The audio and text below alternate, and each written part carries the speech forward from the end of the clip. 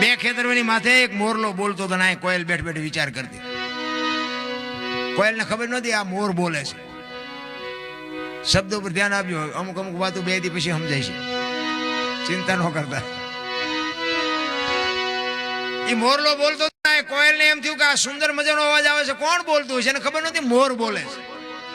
ઘડીક થયું ને મોર બીજી વાર બોલ્યો. વરસાદ ઝરમર ઝરમર વરસતો હતો અને કોયલની બાપુ કહું મડી તૂટવો એક મારે એને જોવા જવું છે, કોણ બોલે છે? ઘડીક થયું મોરલો જ્યાં ત્રીજી વાર બોલ્યો ને ત્યાં કોયલે નક્કી કરી લીધું કે જે હોય મારે એને લગ્ન કરી લેવા છે. મનથી વરી ચૂકી. ઘડીક થયું વરસાદ રહી ગયો અને કોયલ મનાણી ઉડવા જે દિશા ઉપરથી અવાજ આવતો હતો ને, પણ કોયલ ઉડીને અહીંયા પૂગે ને એટલી વારમાં મોરલો અહીંયાથી ઉડી ગયેલો ને ઘોડ આવીને બેહી ગયેલો.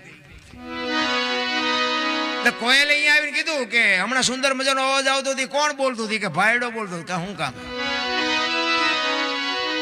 કોયલ પાણાની મૂર્તિ જેવી થઈ છે કે આનું મોઢું જોઈએ ખાવા મળે એવું નથી. ભગવાને આને કંઠ કેવો આપ્યો એને ખબર નથી બિચારી બોલવા વાળો વયો ગયો.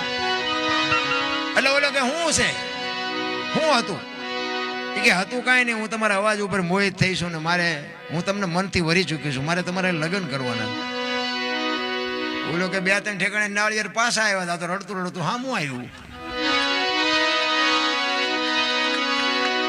બે લગ્ન કર્યા ને પછી કોયલ કહે છે કે સ્વામિનાથ મને આ લગ્નનો કઈ સંસારનો મોહ નથી, મને તમારા અવાજનો મોહ છે, બોલો તો ખરા.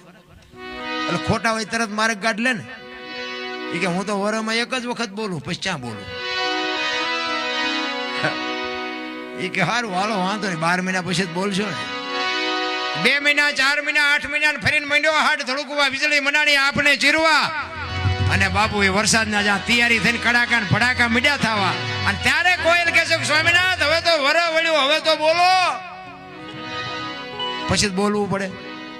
ખોખો ખો બોલ્યો ને 18 મણનો નિયાકો મૂક્યો. આવી છેતરવી મને કહેવું હતું પેલા.